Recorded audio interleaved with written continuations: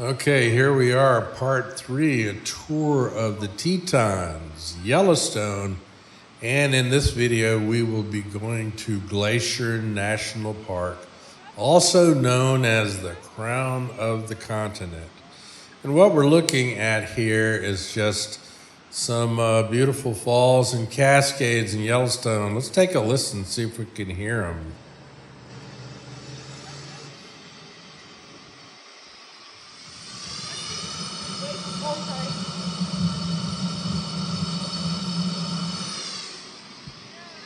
Yeah, we can definitely hear the water. A lot of times I have to turn the audio down on these videos because there's just too much chit chat and laughing and my wife yelling for the kids, "Don't go there, watch out, come back here." You know, it's the whole 9 yards when you go on a vacation with the kids. They're wild as it is at home, but then when you put them in like a national park with dangerous drops and flowing water, you really got to watch them because they get really excited, just as much as adults get excited about how beautiful it is. Let's turn this up again.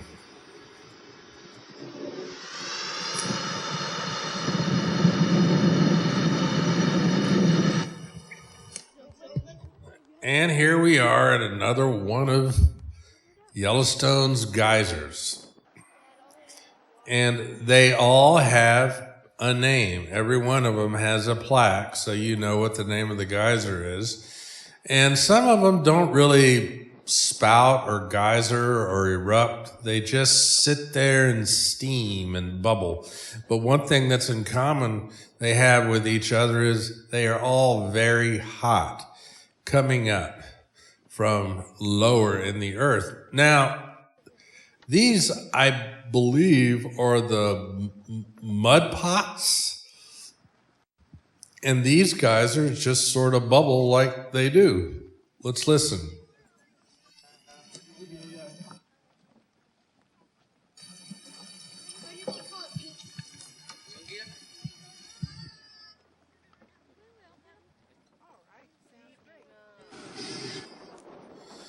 So here we are taking a boardwalk out to some more geysers. One thing I noticed about this area, there was so much steam and humidity everywhere at this Clepsydra geyser, is your lens on your camera were fogging up. So it was tricky to get a good image. I finally was able to, when I figured out a good angle of how to stand sort of upwind from where the mist was gathering and passing.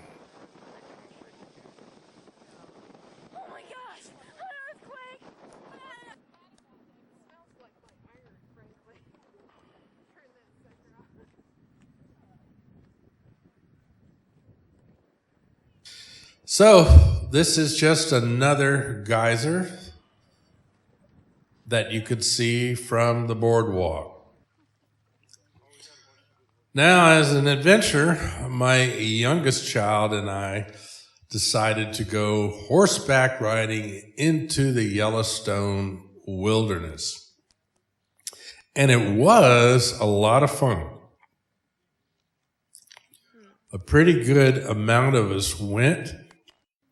And we had guides to get us hither and yon. Who's that guy? But anyway, some of the places we went had some really incredibly deep chasms and sharp drop-offs. And you kind of were like on your horse thinking, my God, don't get an idea about going over there.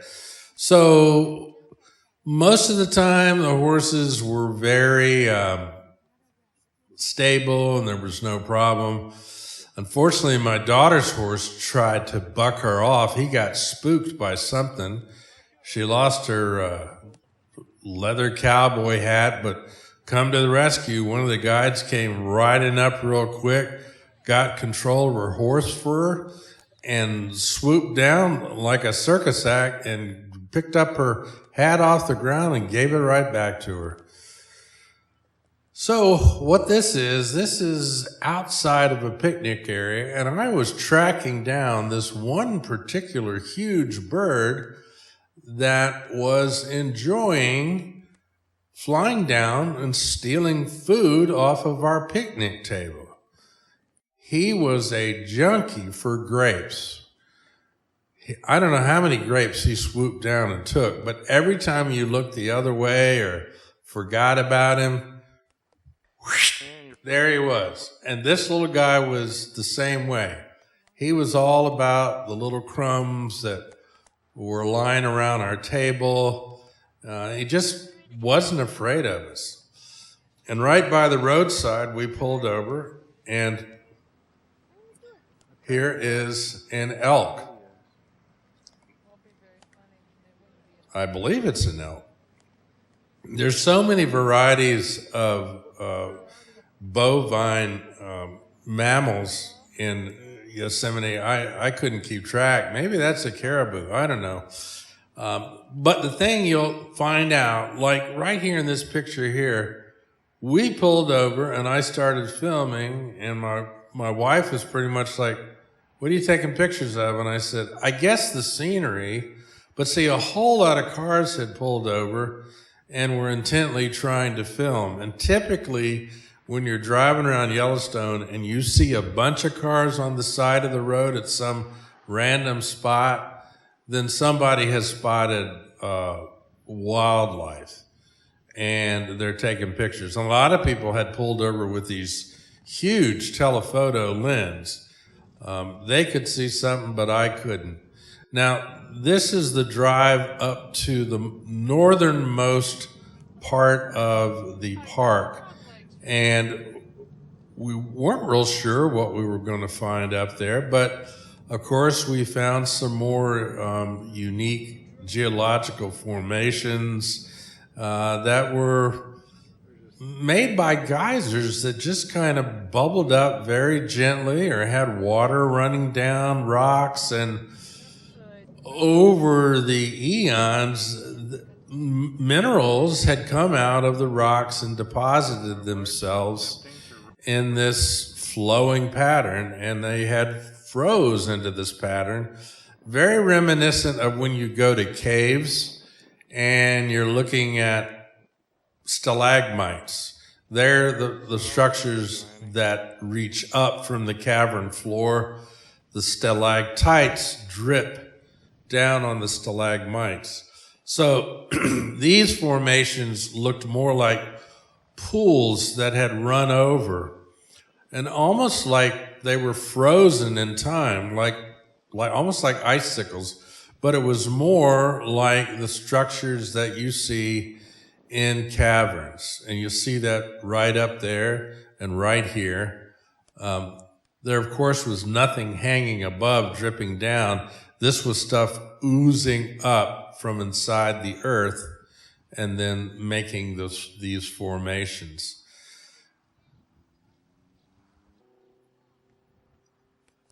There's just so much to see in Yellowstone. So many different colors. My camera does not pick up the colors hardly at all.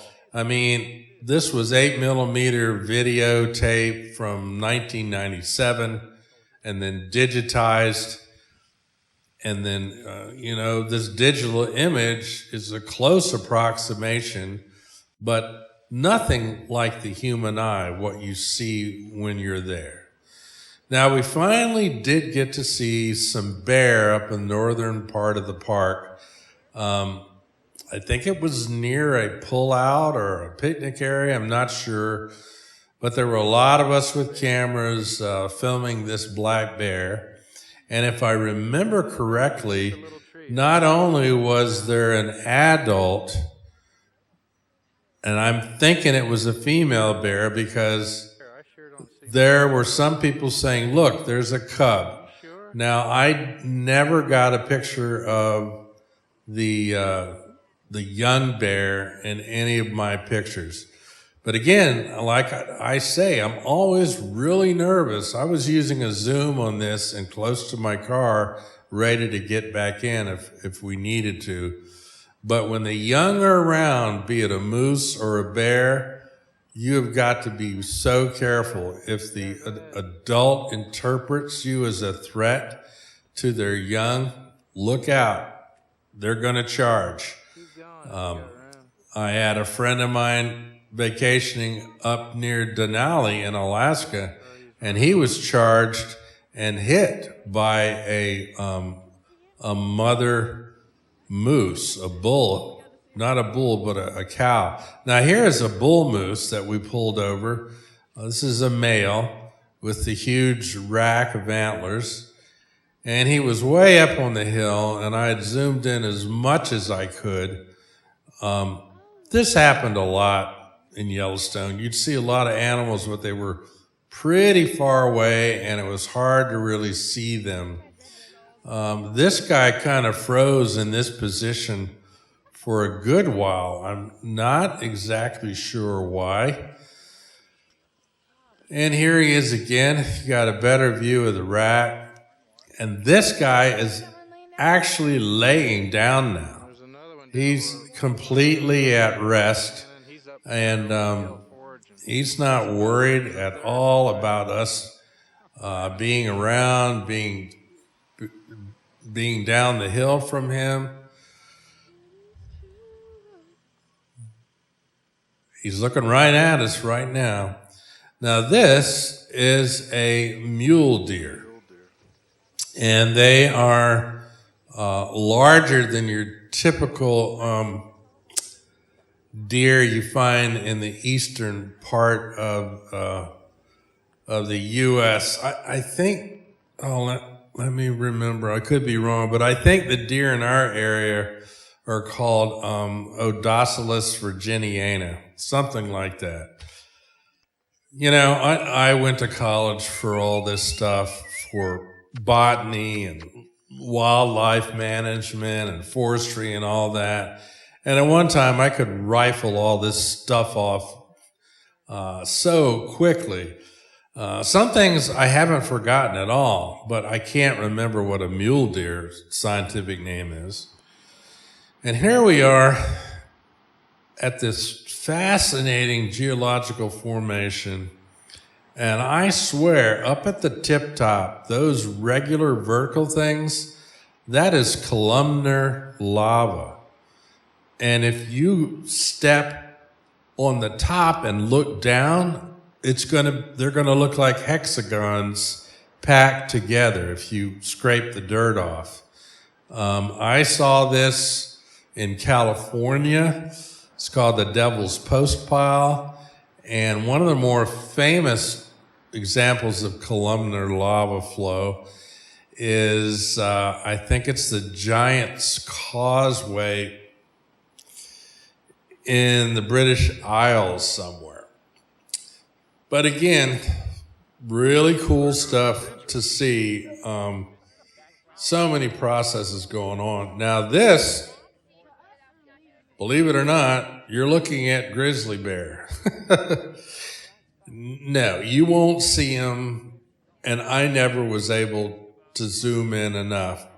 But tons of cars had stopped, and people with a lot of huge telephoto lenses were just rifling off the pictures. But somewhere in the distance in that green meadow were grizzly bears. Now, this little guy, another part of the rodent family, sort of reminded me of a chipmunk. I don't know. Pretty neat guy. Where we're at now is at the Jackson Lake Lodge. And behind the lodge, facing all this beautiful landscape, is a big sitting area, like a dining area or resting area. and you had a view of the Tetons. Really nice place to hang out, really nice place to have lunch, and I'm sure a nice place to stay at. My family and I, we did not stay at any lodges. We were tent campers the whole time. Now here is another moose. This is a female moose. This is a cow. And she is just eating plants growing there in the water. She was probably 200 or 300 feet away from the huge deck behind the lodge that we were standing on, and we could look down and see her. Always something to look at, always some interesting, beautiful views of mountains, wildlife, you name it. I believe that's Mount Moran right there. Not sure, but I think so. Jackson Lake. Old Grand Teton is hidden in clouds again. Particularly cloudy day on the mountaintops this day.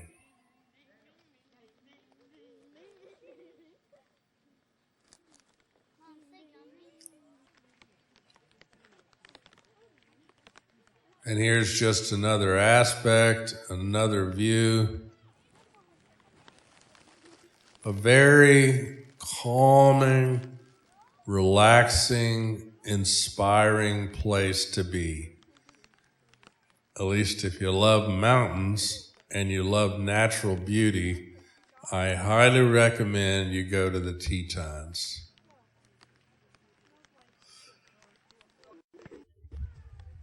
It was no, it wasn't this day. It was the next day after this.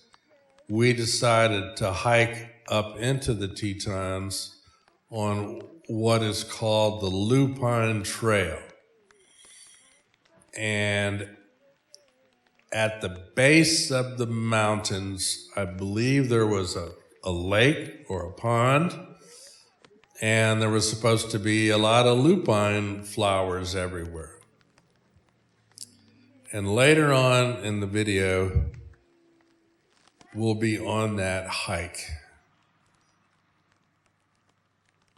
Tomorrow, Lord willing.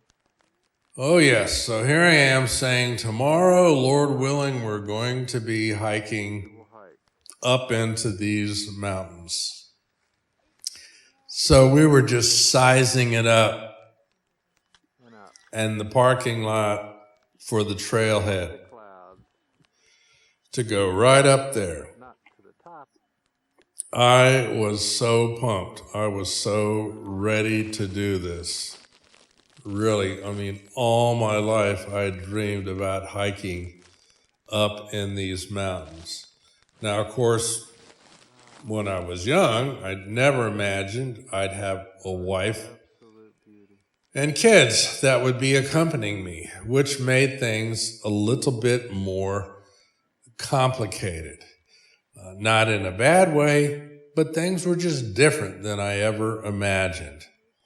And lots of funny memories. When you do things with just by yourself, you form your own type of set of memories. But when you do it with other people, there's just a whole collection. Now, this happened to us at Yellowstone. We had 26 hours of steady rain, and look at my campsite. It was a disaster. I mean, I think around my tent was like 2.5, 3 inches deep of water. And of course, I went to the main office and said, look, my campsite is a pond. What are you going to do? And he told us, go to a different site. So that's what we did. We broke camp. And that day, everything's so wet and us so tired moving the campsite, that took the whole day. And then we went to the Yellowstone showers. They had nonstop running water. And we put this sign up of water. Campground full of water. Yeah, the campground wasn't really full. People had bagged out because of the rain, but the campground was full of water. Now here I am, the day of the hike up in to the Tetons, in the foothills of the Tetons, and I had left the trail to go off on my own. And believe it or not, you can't hear it in the video, but I'm talking to my parents, and I'm saying, I wish you were here. This is what we saw. Here are the Tetons, Mom and Dad, and I hope you like what you see. Of course, like you do back in the day, you transfer your 8mm tape to VHS tape, because that's what most people had and watched movies, was a VHS player. So I transferred all this stuff onto VH tape for them and let them watch the whole bloody vacation. I'm sure they enjoyed it, but that was then. This is now. Both my parents have passed on to the great vacation in the sky, so to speak. There was a lot of beauty here. But I tell you, I kept looking at the slope and the angle and the elevation, and I'm thinking, we are going to be wore out if we get to where we are headed. We weren't headed to the very tippy top. We were headed to an area at the foothills of those rocky slopes with the snow. But we'd headed out early in the morning, and what do you know? About halfway up, here is a bear eating berries. Now, my wife was not happy about that at all, and she basically said, I'm done. We're going home. If there's bears this close to the path, I'm not going any further. And I couldn't blame her, you know. So we turned around about halfway up and went back. You know, that's just how things work out. You know, it was a nice hike. And later on, I was going to turn into a non-technical mountain climber after this. And one of my kids would always go with me, and it was a lot of fun. That would be 2001, 2002. So, you know, 5, 6 years later, I did start climbing all the highest points of the eastern part of the U.S. Now this is downtown Jackson Hole, Wyoming, and there's the famous arch that is built with antlers, and that's the middle of town. Now we decided, after we were done with Yellowstone and after we were done with the Grand Tetons, we were heading up Route 93 to Glacier National Park, known as the crown of the continent. Now, when I was researching and planning my vacation, I actually had a 3-ring binder that was about 2 or 3 inches thick with Xeroxes and information and stuff that had been sent to us by chambers of commerce and vacation people. And I had no idea that Glacier National Park existed. I knew about the Tetons, I knew about Yellowstone, but when I found out about Glacier and saw the pictures there, I was like, oh my God. And here we are in Glacier National Park. It just kind of blows away the Tetons with its majestic views, its sharply pointed peaks. It's just hard to put into words how amazing it looks in Glacier. At times I felt like I was in, the land of Mordor and the mountains in Lord of the Rings and all that, because you'd look at these mountains from one side, these peaks, but then when you drove past them and looked at them from the other side, they were just these narrow shafts of stone going up into the sky. I mean, I had never seen anything like that or thought about anything like that. Now, the road that takes you up into these peaks is called the Going to the Sun Road, which was built in 1938. And back then, you did not have big RVs and all that kind of ways of traveling. So if you're going to drive the Going to the Sun Road, you have to have a regular car or van. They will not let you drive great big motorhome RVs and all that, because the road is just too narrow and too dangerous for those type vehicles to pass. So you can ride on the vehicles that they carry you if you want to drive and see it that way.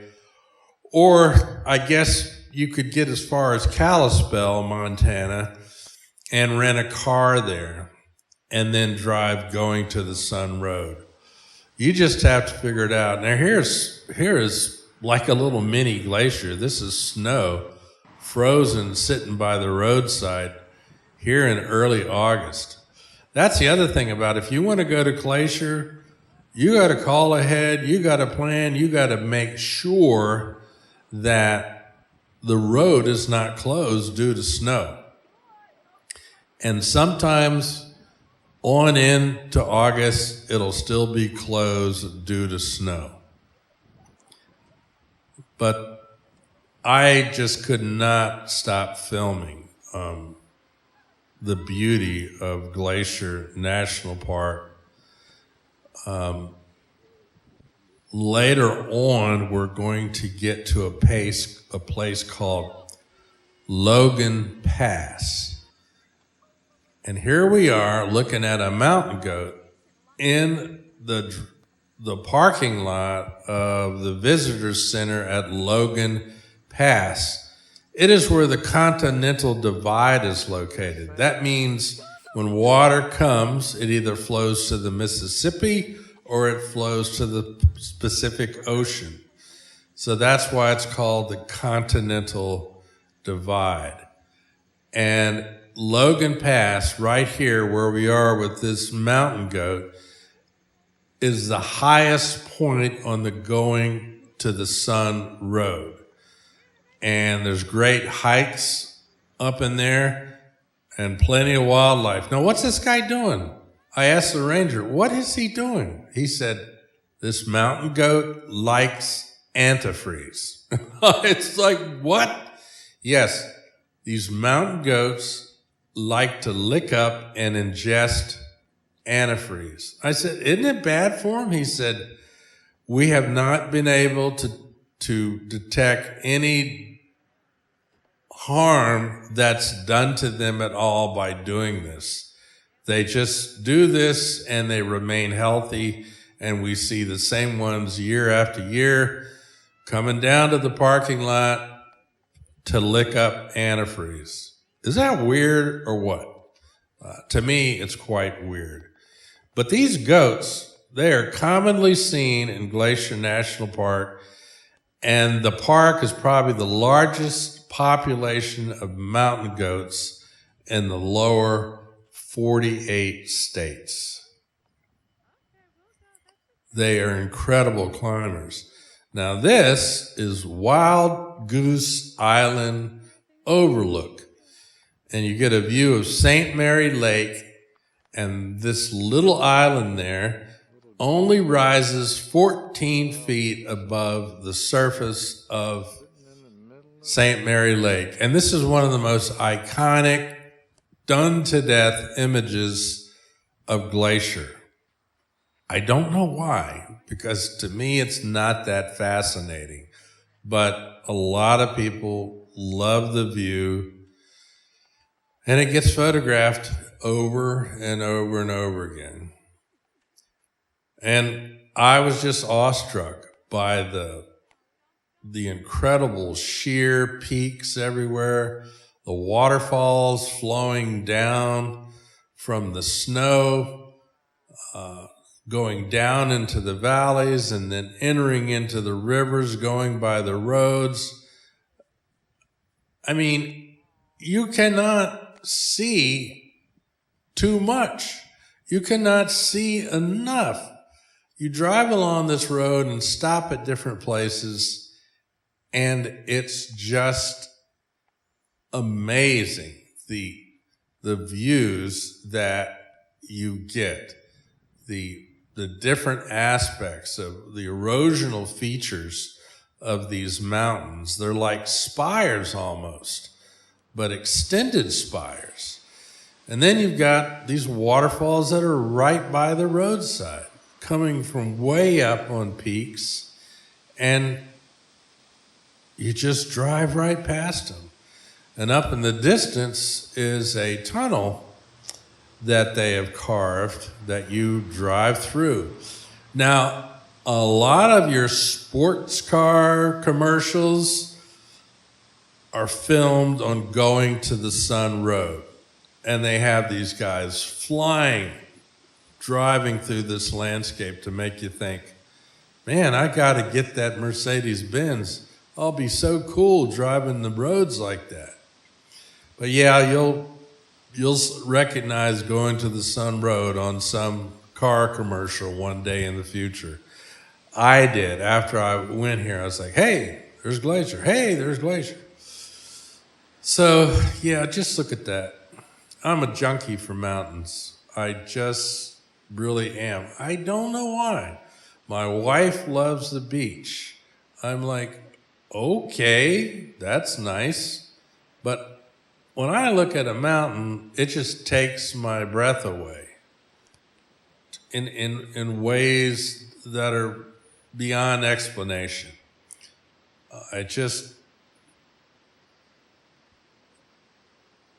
I'm speechless. I don't know what to say. So I'm just going to shut up for a while and take this all in.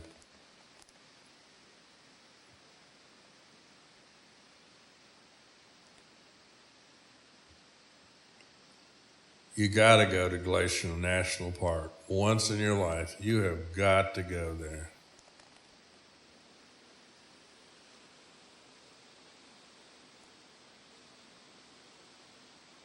I don't remember the length of the Going to the Sun Road, driving it from the start to the end. I can't remember that right now. Now here we are at Lake McDonald Lodge. It was built in 1913. It's in a picturesque location on the eastern shore of Lake McDonald, with 82 guest rooms split between the 3-story main lodge. And you got a row of cabins and Snyder Hall and the exquisite Cobb House. And the main lodge rooms are located on the 2nd and 3rd floors. And while we were there, my daughter decided to play piano in the lobby. Let's see if we can hear that. No, she hasn't started yet. Here we go.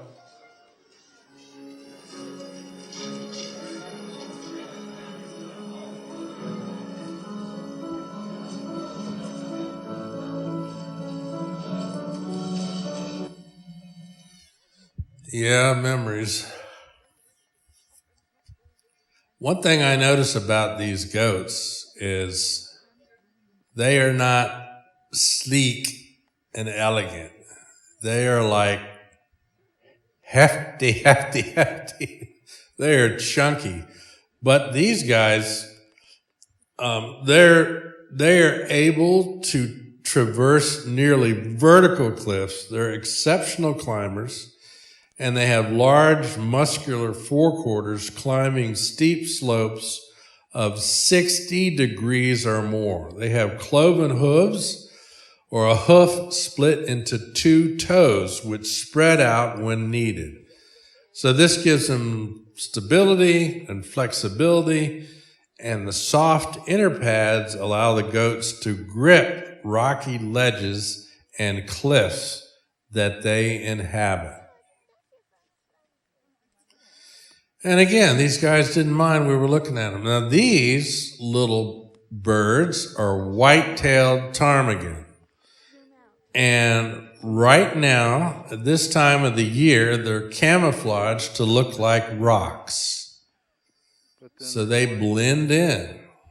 When the snow comes. But these birds turn perfect, absolute white when it's wintertime to match the snow.